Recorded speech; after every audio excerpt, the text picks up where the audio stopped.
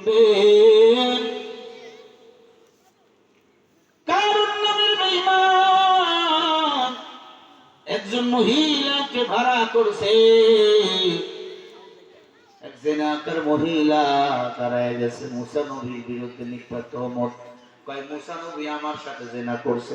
নাউজুবিল্লাহ, আরো জোরে নাউজুবিল্লাহ।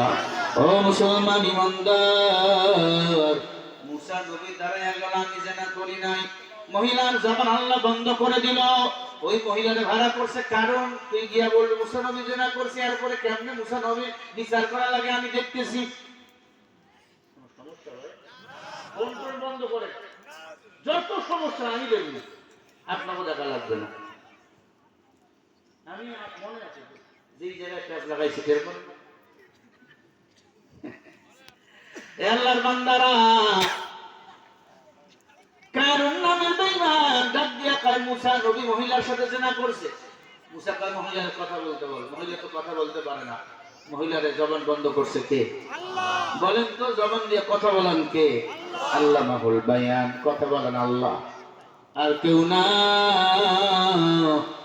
কারুন নামের বেঈমান ডাক দিয়া কয় তুমি মহিলার সাথে জিনা করছো, আমি সাক্ষী। মুসা নবী বলে না, কথা বলাও। কারণ কয় মহিলা তো কথা বলতেই পারে না। মুসা নবী বলে আল্লাহ কি করব, আমার বিরুদ্ধে তো রেপ মামলায় গেছে, ধর্ষণ মামলা। মুসা নবী আল্লাহরে কয় আল্লাহ বাঁচান।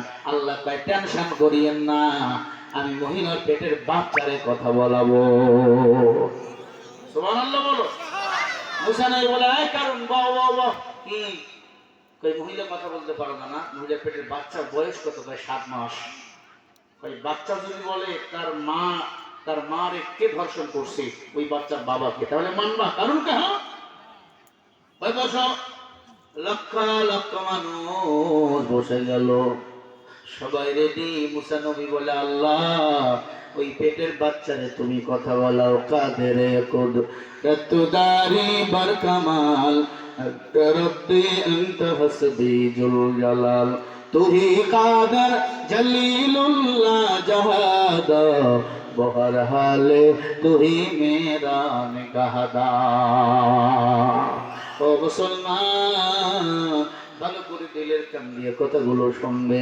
মুসা নবী বলে আল্লাহ পেটের বাচ্চারে কথা বলাও। বাচ্চা মহিলা দাঁড়িয়ে গেল, মুসা নবী দাঁড়িয়ে গেল, কারুনও দাঁড়িয়ে গেল।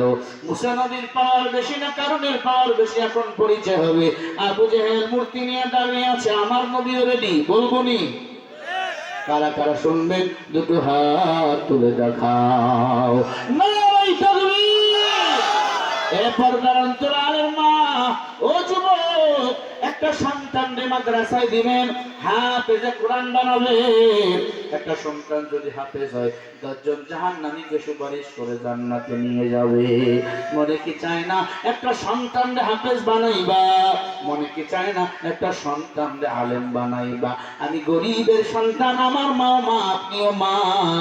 আজকে আমার মায়ের এত সম্মান, কারণ তার সন্তান হলো কোরআনের হাফেজ, হাদিসের আলেম। এরে আম্মা জান, পারলে একটা সন্তান এই যে ভবানীপুর দারুস সুন্নাহ মাদ্রাসায় দিয়া দাও। আল্লাহ দুনিয়াতে শান্তি, পরকালে বাদশা বানিয়ে দিবে। অনেকের মা নাই, বাবা নাই, দোয়া চাও, পারলে কিছু দান করে দিবেন।